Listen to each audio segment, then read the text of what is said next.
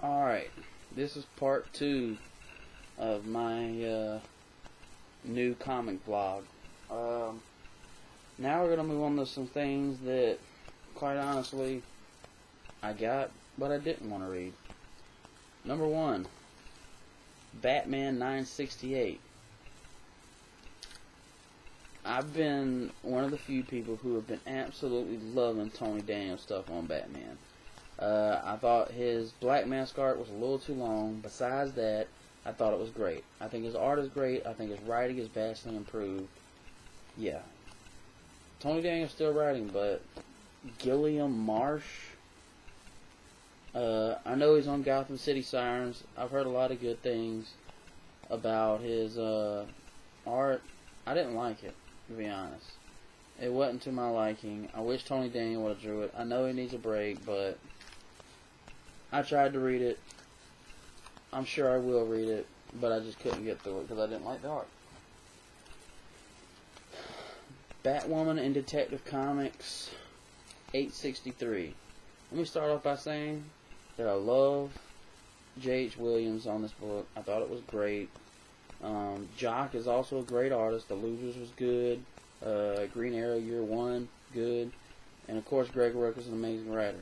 That being said, I haven't read any of the issues since Jock got on. I tried to read the first one. To be honest, for some reason I just couldn't get into it. I'll wait until, I think this is the last issue that he's doing. I'll probably sit down sometime soon and read them all, but not been interested in me a whole hell of a lot. Number 8 of Project Superpowers Chapter 2.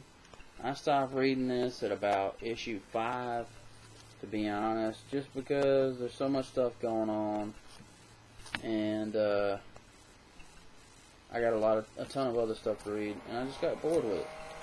So I'm gonna keep on getting them. I will eventually read them all, and maybe I'll do a special thing just for them. But Project Superpowers number 8, it's got great art, good writing, but just not interesting me a whole hell of a lot right now. Our last segment is going to be my picks, my back issue stuff that I've been looking for or not looking for and just found. First off, I want to start off by giving a big shout out to DJ's Toys and Collectibles. If you're in Columbia, South Carolina, he's located at the Barnyard Flea Market, right beside the guy on the second row that sells all the DVDs. I don't know exactly what unit that is or anything. You'll find him if you're looking for him. He's got a comic book shop inside the flea market. It was great. Alright, I found a lot of good stuff in there. The guy who owns it, Brad, I think, is a super nice guy. Go check it out.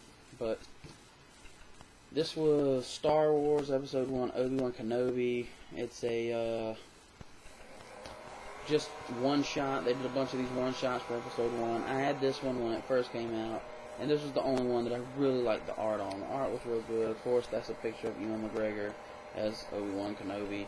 But the art inside was pretty decent, and so I was happy to get it. And for only $1, so I'm definitely not one to hate on Buck Comics. My last issue in the JLA Avengers by Kurt Busiek and George Perez. I was missing number 3. Got it there for $1 as well. Good stuff. Night Strike number 1. Part of my Extreme stuff. Anybody who knows me knows I like Rob Liefeld and Extreme Comics. Got that one. Night Strike number 2, which has a boss-ass Rob Liefeld cover. Good stuff. And I got this one a little bit earlier in the week from Heroes and Dragons. New Mutants number 93. It was missing. Awesome cover by Rob Liefeld and Todd McFarlane. Great interior work, of course, by Rob Liefeld. And I was really wanting this one because I was really wanting to get this signed Heroes Con this year. So those are my back issue picks of the week. Hope you enjoyed my video. I will be putting out a lot more often. So until then, have a good one.